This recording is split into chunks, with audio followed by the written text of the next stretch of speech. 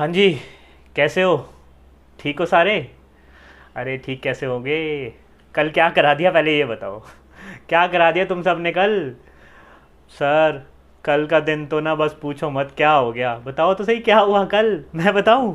अरे PUBG ban करा दी, हो गए खुश, मज़ा आ गया पबजी बैन करा के। अब तो बच्चों के पास काम ही नहीं रह गया, पबजी तो चली गई, अब करोगे तो करोगे क्या?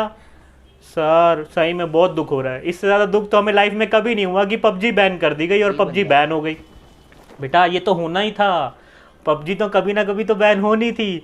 देखो मैं तो बहुत खुश हूँ पबजी बैन करके, क्योंकि मेरे जितने भी स्टूडेंट्स हैं ना, हर कोई मेरे पीछे पड़ा रहता था, सर पबजी खेलो पबजी खेलो पबजी खेलो। अब पबजी हो गई बैन, तो अब पबजी खेलने के बजाय हम क्या खेलेंगे? पढ़ाई पढ़ाई पढ़ाई खेलेंगे। अब हम बेटा बिजनेस स्टार्ट करेंगे आज से। तो चलिए अब करते हैं स्टार्ट। क्या स्टार्ट करने वाले हैं बेटा? अब आज हम स्टार्ट करने वाले हैं chapter number 2 of business class 12। क्या है बेटा? Principles of management. सर ये चैप्टर तो देखो बेटा, चैप्टर जो है ना, ये one of the most important chapter है हमारे किस में, हमारे बिजनेस में। कराने को तो मैं आपको बहुत सारे चैप्टर करा सकता था, लेकिन मैंने स्टार्ट ही सेकंड चैप्टर से इसलिए करा क्योंकि बेटा सेकंड चैप्टर में ही ज़्यादातर बच्चों को डाउट्स आते हैं, और सेकंड चैप्टर ही है जो सबसे ज़्यादा बच्चों के माइंड में घूमता है कि क्या हमें कौन सा प्रिंसिपल आना चाहिए, कौन सा साइंटिफिक मेथड आना चाहिए, इसके क्या क्या किस तरीके के क्वेश्चंस आ सकते हैं। बेटा इस चैप्टर से ना एक तो केस स्टडीज बहुत ज़्यादा आती हैं, तो केस स्टडीज में बच्चों को बहुत ज़्यादा दिक्कत होती है, इसीलिए ये चैप्टर करना हमारे लिए मोस्ट इंपॉर्टेंट है। क्या, चलिए बेटा आज स्टार्ट करते हैं। क्या चैप्टर का नाम है? Principles of management. और प्रिंसिपल ऑफ मैनेजमेंट स्टार्ट करने से पहले सबसे पहले हमें क्या पता होना चाहिए बेटा? सबसे पहले हमें पता होना चाहिए व्हाट इज प्रिंसिपल। एक प्रिंसिपल होता क्या है? सुनो बेटा, प्रिंसिपल क्या होता है? प्रिंसिपल ना एक तरह की स्टेटमेंट है, या एक तरह का एक ऐसा कोई पॉइंट है जो यूनिवर्सल ट्रुथ है। जो यूनिवर्सल ट्रुथ मतलब कि हम आपको कुछ ऐसा पॉइंट बता रहे हैं जो हर जगह लगना ही लगना है, आपकी थ्योरीज करने में या आपको कोई भी काम करने में वो प्रिंसिपल हेल्प करेगा। जैसे अगर मैं इसकी एक डेफिनेशन की बात करूं, a principle is a fundamental statement, a principle is a fundamental statement of truth. ये क्या है? एक फंडामेंटल स्टेटमेंट ऑफ ट्रुथ है that provide guidance to thought and action. जो आपको क्या प्रोवाइड करेगा बेटा? जो आपको गाइडेंस प्रोवाइड करेगा आपको एक्शंस लेने में, कि आगे अगर आपको फ्यूचर में कुछ करना है तो क्या करना है, कैसे करना है, ये प्रिंसिपल आपको बताएगा। बेटा हम ना जब भी साइंस पढ़ते थे, आपने साइंस बहुत पढ़ी होगी, जब भी हम साइंस पढ़ते थे तो मेन प्रिंसिपल्स हम साइंस में पढ़ते थे, और साइंस के जितने भी प्रिंसिपल्स होते थे वो कैसे निकल के आते थे? वो बिल्कुल ट्रुथ होते थे। मतलब अगर मैं बात करूं कि हमारा बेटा एक प्रिंसिपल है, प्रिंसिपल ऑफ ग्रेविटी, तो प्रिंसिपल ऑफ ग्रेविटी क्या बोलता है कि चाहे आप इस एप्पल लो और एप्पल को अगर आपने छोड़ दिया तो वो क्या करेगा? बिकॉज ऑफ ग्रेविटी की वजह से नीचे गिरेगा। अब ये एक प्रिंसिपल है। अब ये प्रिंसिपल ऐसा प्रिंसिपल है बेटा, आप कहीं भी जाके इसको लगाओ, whether it is in India, चाहे आप इंडिया में लगाओ या चाहे आप कोई भी स्टेट में, कोई भी कंट्री में, वर्ल्ड के किसी भी कोने में जाके अगर आप एप्पल को छोड़ोगे तो वो एक प्रिंसिपल आपको बोलता है कि वो ग्रेविटी की वजह से नीचे जाएगा।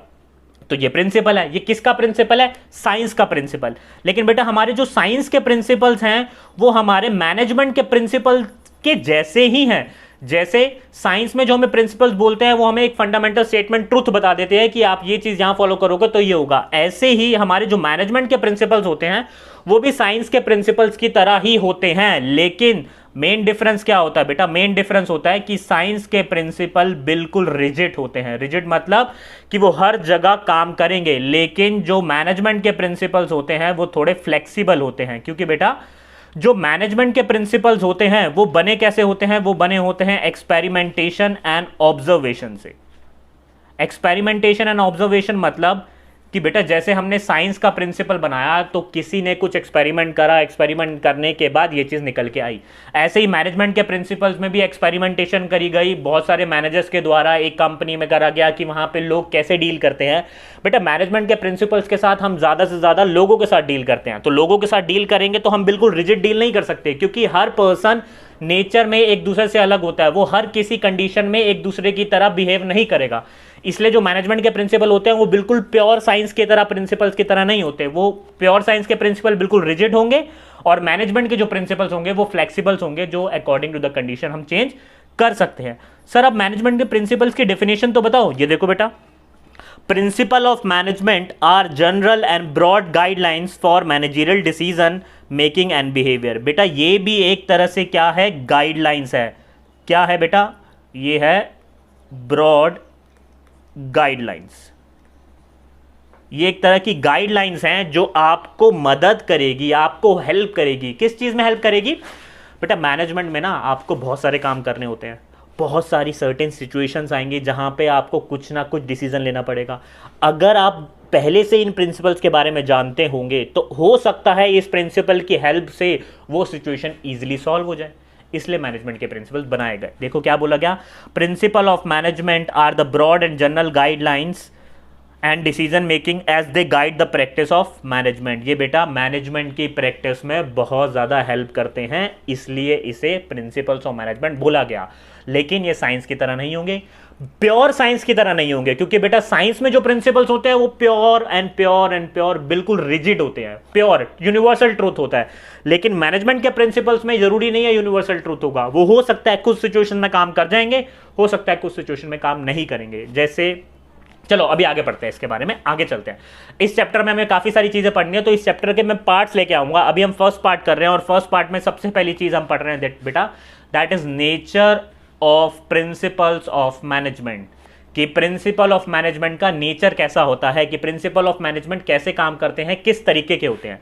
बेटा उससे पहले आपको एक निमोनिक याद करना है जिससे आपको सारे पॉइंट्स याद हो जाएंगे। वो निमोनिक है C square MUG mug F square, that is C square MUG mug F square. क्या सर इसका क्या मतलब हुआ बेटा, इसका मतलब हुआ सी स्क्वायर नाम का एक लड़का था, उसकी गर्लफ्रेंड थी F स्क्वायर नाम की, उसने उसे मग गिफ्ट करा। बस आप ये याद कर लो। आपको जैसे ही ये याद होगा आपको पूरे मैनेजमेंट के नेचर के principles, nature of principles of management याद हो जाएगा। क्या याद करना है कि बेटा सी स्क्वायर नाम के लड़के ने एक मग गिफ्ट करा, किसको, अपनी गर्लफ्रेंड को, जिसका नाम क्या था, F स्क्वायर। सर ये क्या चीज है बेटा, ये देखते हैं।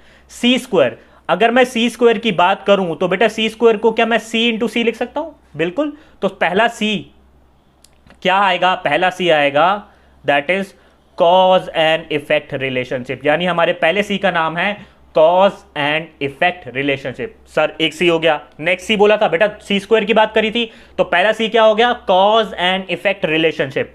दूसरा सी स्क्वायर है तो 2 C होंगे। सेकंड C जो हमारा आएगा बेटा वो आएगा कॉन्टिंजेंट, यानी हमारे जो प्रिंसिपल्स ऑफ मैनेजमेंट होते हैं उसमें कौन कौन से टॉपिक हमने बोलेंगे। क्या बोला हमने, इसको याद करने का सबसे आसान तरीका क्या, सी स्क्वायर ने मग गिफ्ट करा किसको, F स्क्वायर को। आपको ये निमोनिक याद रखना, ये लाइन याद रख लो, आपको कभी दिक्कत आएगी नहीं। सी स्क्वायर ने मग गिफ्ट करा किसे गिफ्ट करा बेटा, F स्क्वायर को। F स्क्वायर कौन थी, वो उसकी गर्लफ्रेंड थी, कोई भी थी, चलो सिस्टर थी, गर्लफ्रेंड थी, अपने हिसाब से ले लेना। आपने बस क्या करना है, सी स्क्वायर ने मग गिफ्ट करा किसे, F स्क्वायर को। सी स्क्वायर में 2 C आएंगे, पहला C क्या बोलता है, पहला C बोलता है कॉज एंड इफेक्ट रिलेशनशिप, दूसरा C बोलता है कॉन्टिंजेंट। फिर सी स्क्वायर के बाद मग आता है, तो मग का सबसे पहले क्या आया, M, तो M से क्या बनेगा बेटा, मेनली बिहेवियर, मैनली बिहेवियर। कि ये कौन सा बिहेवियर है, मेन पे मैनली बिहेवियर है। जितने भी हमारे प्रिंसिपल होते हैं वो मेनली बिहेवियर पे डिपेंड करते हैं, इसलिए M से हो गया मेनली बिहेवियर। अब इसके बारे में पढ़ें आगे। दूसरा आ गया, देखो ना हमने क्या बोलता है, सी स्क्वायर मग F स्क्वायर, तो सी स्क्वायर से C से कॉज एंड इफेक्ट रिलेशनशिप, दूसरे C से कॉन्टिंजेंट, M से मेनली बिहेवियर, फिर आया U से यूनिवर्सल एप्लीकेबिलिटी, G से बेटा G से जनरल गाइडलाइंस। देखो बन रहा है सी स्क्वायर, ये आ गया हमारा सी स्क्वायर, फिर आ गया M, फिर आ गया हमारा U, फिर आ गया G, तो ये सी स्क्वायर मग। नेक्स्ट आ गया बेटा हमारा F से formed by practice and experimentation. कैसे बनेंगे ये, प्रैक्टिस और एक्सपेरिमेंटेशन से। इसका हमने F यूज कर लिया, ये F यूज कर लिया, और F यूज करने के बाद नेक्स्ट आया F दैट इज फ्लेक्सिबल। तो यहीं से हमारा बना दैट इज क्या क्या बना बेटा, C square MU G F square, ये बन गया हमारा सी स्क्वायर, ये बन गया हमारा MU G, और ये हमारा बन गया, ये बन गया एफ स्क्वायर। सी स्क्वायर ने मग गिफ्ट करा किसे? एफ स्क्वायर को। ठीक है, चलो अब आगे चलते हैं। आगे चलने के बाद हम एक एक करके इनके बारे में पढ़ेंगे। सब कर रहे थे यूनिवर्सल एप्लीकेबिलिटी की। बेटा यूनिवर्सल एप्लीकेबिलिटी का मतलब क्या होता है? जो सबसे पहला यूनिवर्सल एप्लीकेबिलिटी कि हमारे जो मैनेजमेंट के प्रिंसिपल्स हैं वो सारे के सारे यूनिवर्सल एप्लीकेबल है हर जगह, चाहे वो बिग ऑर्गेनाइजेशन हो, चाहे वो स्मॉल ऑर्गेनाइजेशन हो, चाहे वो प्रॉफिट मेकिंग हो, चाहे वो नॉन प्रॉफिट मेकिंग हो, यानी हर जगह ये एप्लीकेबल होंगे। तो ये हमारा सी स्क्वायर मग एफ स्क्वायर में कौन सा वाला पार्ट है? ये यू वाला पार्ट है। तो यू से क्या हो गया? Universal applicability. सेकंड हो गया बेटा जनरल गाइडलाइंस। अब जितने भी हमारे मैनेजमेंट प्रिंसिपल्स हैं वो बेटा सारे के सारे क्या है? General guidelines. वो प्रॉपर रेडीमेड सॉल्यूशन नहीं देंगे किसी भी चीज का, वो बस आपको एक सिचुएशन में अगर एक एज अ मैनेजर आप आ गए हो तो उसको कैसे सॉल्व करने के लिए कौन कौन से सिचुएशंस, कौन कौन से प्रिंसिपल्स एज अ जनरल आप यूज कर सकते हो, ये बस आपको प्रोवाइड करेंगे। जरूरी नहीं है उस मैनेजमेंट प्रिंसिपल लगाने की वजह से आपको सॉल्यूशन हमेशा या ये आपके बेटर में ही काम आएगा या उससे कोई भी सिचुएशन सॉल्व हो जाएगी। बस ये आपको जनरली गाइडलाइन दे रहे हैं, लेकिन ऐसा प्योर साइंस के प्रिंसिपल्स में नहीं होता था। क्या था? They are general guidelines to action and decision making, however they do not made readymade solution.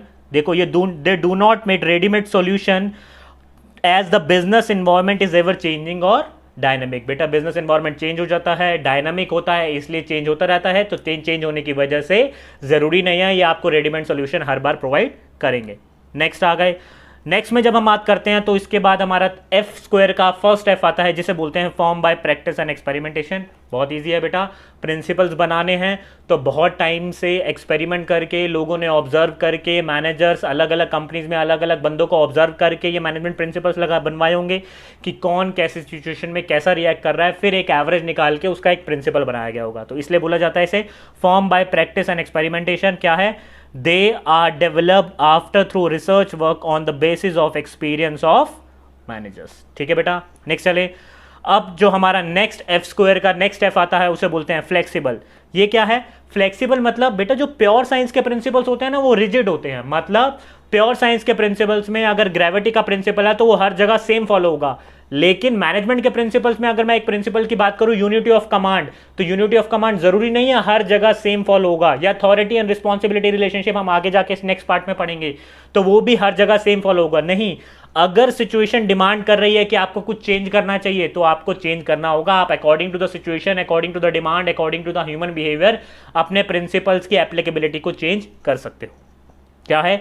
Which can be adapted and modified by practising manager as per the demand of the situation as they are man made principles. ठीक है बेटा, next पे बात करते हैं। अब मग का M आ गया, that is manly behaviour. Manly behaviour क्या बोलता है? मैनली बिहेवियर बोलता है कि मैनेजमेंट प्रिंसिपल्स में हमें लोगों को ह्यूमन बिहेवियर से रिलेट करना है और हर किसी का ह्यूमन बिहेवियर सेम नहीं होता, यानी एक सॉल्यूशन जो ए के लिए बेटर होगा वही प्रिंसिपल बी के लिए बेटर नहीं हो सकता, क्योंकि ए और बी दोनों बिहेवियर में एक दूसरे से अलग है। तो मेनली बिहेवियर की वजह से हमारे जो मैनेजमेंट प्रिंसिपल्स फ्लेक्सिबल होते हैं वो चेंजिंग हो सकते हैं, इसलिए उसको बोलते हैं manly behaviour. Since the principles aims at influencing complex human behavior, they are behavioral in nature. According to the human behavior आपको कुछ चेंजेस करने पड़ सकते हैं। नेक्स्ट आ गया कॉज एंड इफेक्ट रिलेशनशिप। बेटा ये सबसे इंपॉर्टेंट है, कॉज एंड इफेक्ट रिलेशनशिप। ये क्या बोलता है?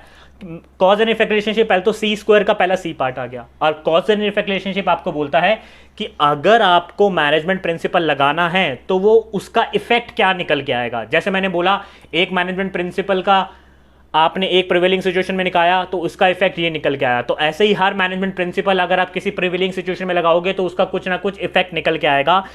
तो हर मैनेजमेंट प्रिंसिपल का एक कॉज होता है और एक इफेक्ट होता है। जैसे यूनिटी ऑफ कमांड एक प्रिंसिपल है तो वो कॉज हो गया, उसके सिचुएशन में क्या इफेक्ट निकल के आएगा वो डिपेंड करता है अकॉर्डिंग टू द सिचुएशन। तो हर मैनेजमेंट प्रिंसिपल से यूनिटी ऑफ कमांड या अलग अलग टाइप के प्रिंसिपल जो भी हम आगे पढ़ेंगे उसका एक दूसरे से कुछ ना कुछ रिलेशन होगा। यानी मैंने एक प्रिवेलिंग सिचुएशन में अगर ये मैनेजमेंट प्रिंसिपल लगाया तो इसका इफेक्ट क्या निकल के आएगा वो मैनेजमेंट प्रिंसिपल हमें पहले से ही बता देते हैं। अब जरूरी नहीं है वो हमेशा सेम निकल के आएगा, वो बेटा चेंज हो सकता है depending upon the human behaviour.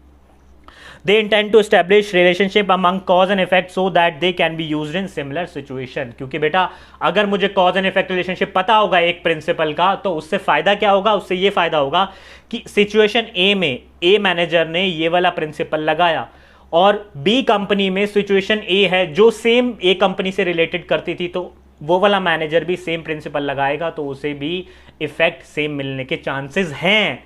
जरूरी नहीं है बेटा ए ने जो कॉज के हिसाब से इफेक्ट निकल के आया था बी में भी वही कॉज और इफेक्ट निकल के आएगा, लेकिन जनरल गाइडलाइन है कि जनरली तो वो निकल के आएगा, लेकिन अगर वहां का ह्यूमन बिहेवियर अलग होगा तो कुछ अलग भी निकल के आ सकता है। नेक्स्ट आ गया बेटा। अब जो हम नेक्स्ट की बात करते हैं और जो हमारा लास्ट सी है दैट इज कॉन्टिजेंट। कॉन्टिजेंट मतलब according to the situation, prevailing situation में आप मैनेजमेंट प्रिंसिपल को according to the demand person की चेंज कर सकते हो।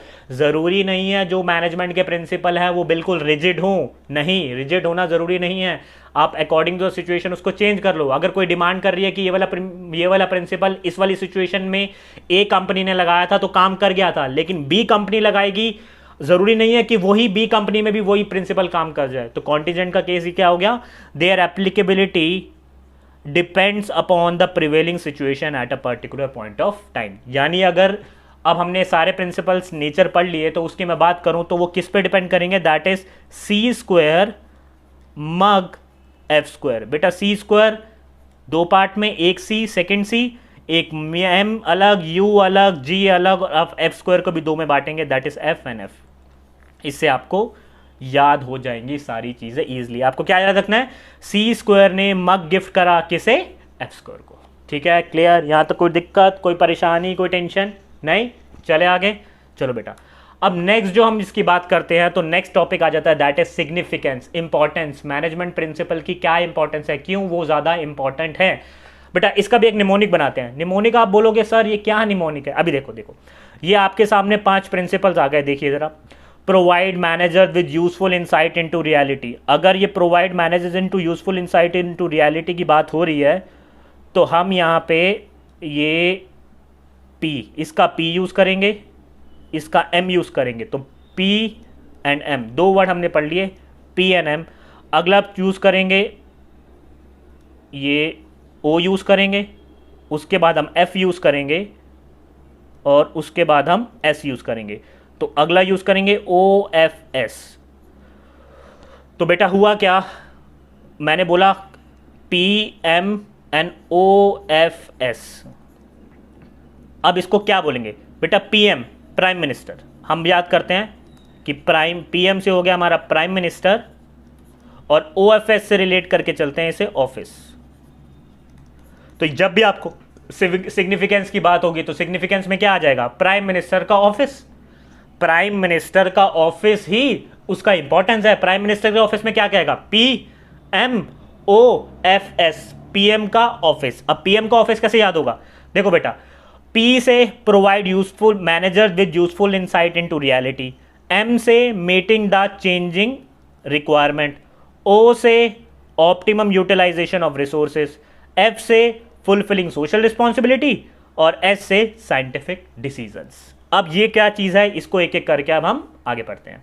देखो बेटा, जब हम आगे पढ़ने की बात करेंगे, चलो इसको रब कर लेते हैं पहले।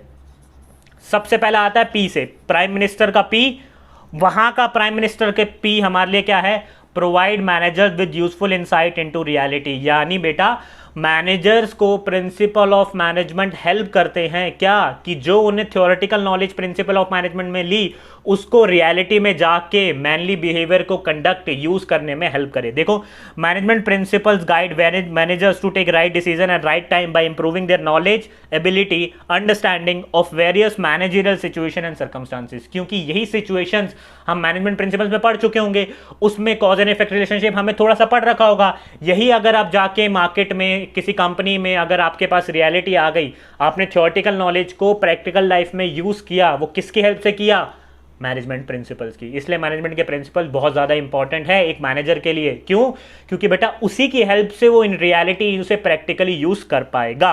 Next, optimum utilisation of resources and effective administration. ये पीएम का ऑफिस था, ऑफिस का ये एफ आ गया, सॉरी ओ आ गया, ओ से हो गया हमारा optimum utilisation of resources and effective administration. अब ये क्या बोलता है, ये बोलता है management principle facilitate optimum use of resources by coordinating the. देखो जो हमारे मैनेजमेंट के प्रिंसिपल्स हैं, अब मैनेजमेंट के प्रिंसिपल्स हमें पता है कि हमने मैनेजर्स ने पहले से ही थ्योरेटिकल पढ़े होंगे। अब उसे पता होगा कि एक पर्टिकुलर सिचुएशन में मैंने कैसे काम करना है, उसकी वजह से हमारा फिजिकल रिसोर्स बढ़ेगा। जैसे हमारे कमान, जो हमारा सामान होता है, जो रॉ मटेरियल, उसका नुकसान कम होगा। हम ह्यूमन को अच्छी तरह से रिलेट कर पाएंगे, उनको अच्छी तरह एक तरह से डिसीजन ले पाएंगे उनके अकॉर्डिंग। और नेक्स्ट फाइनेंशियल, हम अपने पैसे को अच्छी तरह से यूज़ कर पाएंगे, क्योंकि यही सारी चीज़ें हम थ्योरेटिकली मैनेजमेंट प्रिंसिपल्स में पढ़ चुके हैं और उसी को अब हमने प्रैक्टिकल लाइफ में यूज़ करना है, जिसकी वजह से जितनी भी सारे रिसोर्सेज है उसका नुकसान कम होगा, हम उसे ऑप्टिमम यूटिलाइज कर पाएंगे, कॉस्ट इफेक्टिवनेस होगी, काम कम होगा, लोगों को अच्छे से मैनेज करना आएगा। ये सारी चीज़ें मैनेजमेंट प्रिंसिपल हमें हेल्प करेगा। नेक्स्ट आ गया बेटा सिग्निफिकेंस में, जो हमारा है साइंटिफिक डिसीजन। देखो क्या है, decision based on management principle tend to be more realistic, balance and free from personal bias. क्यों? देखो एज अ मैनेजर मुझे बहुत सारे स्ट्रिक्ट डिसीजन भी लेने पड़ सकते हैं। अब मैनेजमेंट प्रिंसिपल बोलता है, अगर मान लो मैं एक कंपनी में मैनेजर हूं और मेरा कोई रिलेटिव उस कंपनी में काम करता है और मैंने मैनेजमेंट प्रिंसिपल ना पढ़े होते, तो मेरी हमेशा बायस रहती कि मैं कोई भी डिसीजन लेता तो उसके अगेंस्ट ना लेता या उसके फेवर में लेता। लेकिन एज पर मैनेजमेंट प्रिंसिपल मुझे साइंटिफिकली डिसीजन लेने हैं, किसी के पर्सनल बायस में जाकर डिसीजन नहीं लेना। जो प्रिंसिपल ऑफ मैनेजमेंट मुझे बताया है डिसीजन लेने को, या जो जनरल गाइडलाइन दी है एक प्रिवेलिंग सिचुएशन में कि मैं एक प्रिवेलिंग सिचुएशन में इस तरह से रिएक्ट करूंगा या इस तरह से प्रिंसिपल लगाऊंगा, तो वही मेरे को हेल्प करेगा किसी भी कंपनी में काम करने में। तो ये साइंटिफिकली बनाए गए हैं। क्यों? क्योंकि एक्सपेरिमेंटेशन और ऑब्जर्वेशन करके इसे क्रिएट करा गया, फिर साइंटिफिकली इसे अप्रूव करा गया, अप्रूव करने के बाद ही इसे लगाया जाएगा। मतलब अगर कोई भी मैनेजर एक प्रिंसिपल लगाता है तो वो उसके पीछे का एक्सपेरिमेंटेशन बता सकता है कि मैंने क्यों लगाया, क्योंकि मैंने मैनेजमेंट प्रिंसिपल में ये चीज़ पढ़ी थी, ना ही मैं किसी की बायसनेस में आके ये चीज़ लगा रहा हूँ। Next, meeting the changing environmental requirement. अब हमें पता है बेटा हमारा जो इन्वायरमेंट है कॉन्टिन्यूसली चेंज होता है। अब मैं एक मैनेजमेंट प्रिंसिपल एक कंपनी में लगा रहा था, अब हुआ क्या, उस इन्वायरमेंट चेंज हुआ, बहुत सारी नई कंडीशन आई, जैसे हमारा लॉकडाउन हुआ, लॉकडाउन में बहुत सारी चीज़ें चेंज हो गई। अब सिर्फ हम नंबर ऑफ पर्सन बहुत लिमिटेड रख सकते हैं अपनी कंपनी में, या पूरे स्टाफ को नहीं बुला सकते। तो पहले तो मैं किसी और हिसाब से काम करता था, अब मुझे प्रिंसिपल को चेंज करके, फ्लेक्सिबल करके, अग्नि जो लोगों को डिमांड करनी होगी या लोगों को बिहेव करना होगा या लोगों से काम करवाना होगा, वो अलग तरीके से कराना होगा। तो management principle provide an effective and dynamic leadership, आपको कैसे लीड करना है, and help the organisation to implement the changes. Organisation को हेल्प करता है कि आपको चेंज को कैसे इंप्लीमेंट करना है। And the last one is, जो हमारे लिए आ गया बेटा, वो है फुलफिलिंग सोशल रिस्पॉन्सिबिलिटी। अब होता क्या है, एक कंपनी सिर्फ काम करती रहे और देखो एक कोई भी कंपनी है ना बेटा, वो सोसाइटी में काम करती है। ये रुको ये सोसाइटी में काम करती है। आप सोसाइटी के बहुत सारे रिसोर्सेज यूज कर रहे हो एज एन ऑर्गेनाइजेशन। अगर आप रिसोर्सेज यूज कर रहे हो सोसाइटी से, तो आपका भी एक हक बनता है कि सोसाइटी के लिए कुछ आप सोशली रिस्पॉन्सिबल हो। जैसे बहुत सारे एग्जांपल्स आपने सुने होंगे कि बहुत सारी कंपनी सोसाइटी में पार्क्स बनवा देती है, बहुत सारी कंपनी सोसाइटी में फ्री एजुकेशन दे देती है या साफ़ सफाई करा देती है, क्लीनिंग का काम कराती है। तो ऐसे ही हमारे साथ मैनेजमेंट प्रिंसिपल क्या करता है कि अगर मैं लोगों से काम करवा रहा हूँ, हम एक मैनेजमेंट प्रिंसिपल पढ़ेंगे, अगर मैं लोगों से काम करवा रहा हूँ तो काम कराना इज़ नॉट इम्पॉर्टेंट। काम तो होगा बेटा, लेकिन साथ साथ अपने जितने भी मेरे एम्प्लॉयज़ हैं उनका ध्यान रखना, उनको सोशली ध्यान रखना, उनको प्रॉपर वर्किंग कंडीशन देना, उनको फेयर वेजेस देना। ऐसा नहीं काम ज़्यादा करा रहा हूँ और पैसे कम दे रहा हूँ, ये भी नहीं होना चाहिए। तो मैनेजमेंट प्रिंसिपल एक मैनेजर को सोशल रिस्पॉन्सिबिलिटी फुलफिल करने में भी हेल्प करते हैं। तो बेटा अब हमने क्या पढ़ लिया, ये हमने पढ़ ली significance of principle of management, जिसमें हमने क्या क्या पढ़ी कि इसको याद कैसे करना है। That is PMOFS, PM office. जब भी मैं PM ऑफिस की बात करूंगा तो वो इंपॉर्टेंस हो जाएगा। जब मैं C² ने मग गिफ्ट करा F² को, वो मेरा नेचर ऑफ प्रिंसिपल हो जाएगा। ठीक है बेटा, ये अब होगा क्या, अभी चैप्टर अभी खत्म नहीं हुआ आपका, ये चैप्टर अभी काफ़ी लेंथी है। अभी तो हमने सिर्फ बेसिक्स पढ़े कि प्रिंसिपल क्या होता है, ये प्योर होते हैं या नहीं होते, इसके नेचर क्या है और इसकी सिग्निफिकेंस क्या है। नेक्स्ट पार्ट में जल्दी लेके आऊँगा, उसके अंदर हम बात करेंगे प्रिंसिपल्स की। अब हम बात करेंगे मेन प्रिंसिपल्स दिए क्या गए, क्यों ऐसे प्रिंसिपल्स बनाए गए, कि प्रिंसिपल्स को किस किस फॉर्म में पढ़ाया गया, किस किस पर्सन ने क्या क्या प्रिंसिपल दिए, वो नेक्स्ट क्लास में पढ़ेंगे। ठीक है बेटा, नेक्स्ट क्लास में मिलेंगे। अब करना क्या है आपको बेटा, देखो बिजनेस ना, देखो पबजी तो खत्म, सही बताऊं तो पबजी तो अब बिल्कुल खत्म हो गई है। पबजी के लिए तो किसी को टाइम नहीं है, तो अब पबजी का टाइम यूटिलाइज करो, क्योंकि आप 12th वालों के एग्जाम्स आने वाले हैं। इस साल तो वैसे भी लॉकडाउन है, आपको स्कूल जाना बिल्कुल नहीं हुआ। तो बेटा प्रैक्टिस करो, जितनी ज़्यादा प्रैक्टिस कर सकते हो हर चीज़ की, सिर्फ बिजनेस की नहीं बोल रहा, अकाउंट्स की, इकोनॉमिक्स की, बिजनेस की, खासकर 12th वालों। बेटा तुम्हें तो अब बहुत ज़्यादा फास्ट एकदम से करना पड़ेगा हर चीज़ें, क्योंकि अगर आप नहीं करोगे तो टाइम बहुत कम है और आप अभी तो कुछ आइडिया भी नहीं है कि स्कूल कब स्टार्ट होंगे। इसलिए आपको जल्दी से जल्दी बहुत सारी चीज़ें अब करनी पड़ेंगी। पबजी भूल जाओ, पबजी गया। मुझे पता है बहुत सारे बच्चे अभी भी सैड हैं, बहुत सारे बच्चों का अभी भी मन दुखा हुआ है कि पबजी चला गया। बेटा जय पबजी ख़त्म करके अब बोलो जय पढ़ाई, जय पढ़ाई। 12th क्लियर करनी है और तुम्हारे लिए तो इतना ज़्यादा इंपॉर्टेंट हो गया अच्छे से 12th क्लियर करना कि करके दिखाओ कि देखो हम स्कूल भी नहीं गए और फिर भी हमने इतने अच्छे मार्क्स लेके आए 12th में। ठीक है बेटा, नेक्स्ट वीडियो में मिलेंगे। Don't forget to subscribe our channel subscribe करना नहीं भूलना आपने, बेल आइकन दबाना है। जल्दी से जल्दी मैं आपके लिए एक टेस्ट सीरीज भी लेके आ रहा हूँ, जो मैं आपको बहुत सारे टाइप के क्वेश्चंस जो बन सकते हैं अकाउंट्स में, इकोनॉमिक्स में और बिजनेस में, जल्दी से जल्दी वो लाने की भी ट्राई करेंगे। आप बस जुड़े रहें, हमारी वीडियो देखते रहें। कोई भी डाउट आता है तो आप हमें टेलीग्राम पे ज्वाइन कर सकते हैं, इंस्टाग्राम पे फॉलो कर सकते हैं। आपको सारी की सारी दिक्कत वहाँ पे मिल जाएगी। बेटा बस आपको एक डाउट है तो सीधा पूछिए और आपको डाउट क्लियर हो जाएगा। ठीक है बेटा, नेक्स्ट वीडियो में मिलेंगे, तब के लिए बाय।